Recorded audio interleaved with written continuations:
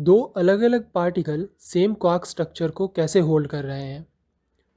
सभी बेरियंस और मेसॉन्स क्वार्क से मिलकर बने होते हैं। बेरियंस तीन क्वार्क्स और मेसॉन्स एक क्वार्क और एक एंटी क्वार्क के कॉम्बिनेशन से बनते हैं।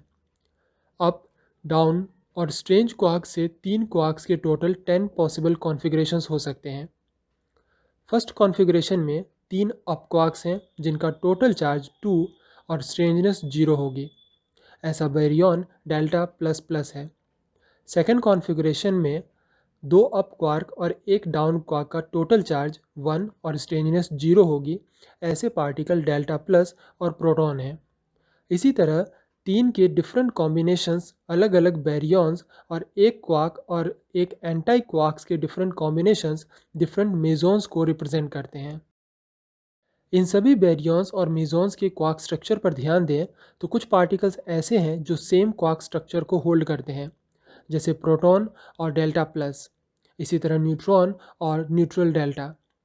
बट क्वेश्चन यह है कि दो अलग अलग पार्टिकल सेम क्वार्क स्ट्रक्चर को कैसे होल्ड कर रहे हैं।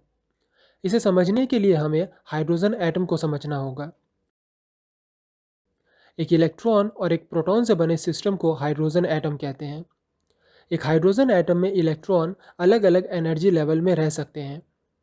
इलेक्ट्रॉन किसी भी एनर्जी लेवल में हो उसे हाइड्रोजन एटम ही कहते हैं, क्योंकि हाइड्रोजन एटम में एनर्जी लेवल्स के बीच की स्पेसिंग बहुत कम, कुछ इलेक्ट्रॉन वोल्ट्स के ऑर्डर की होती है।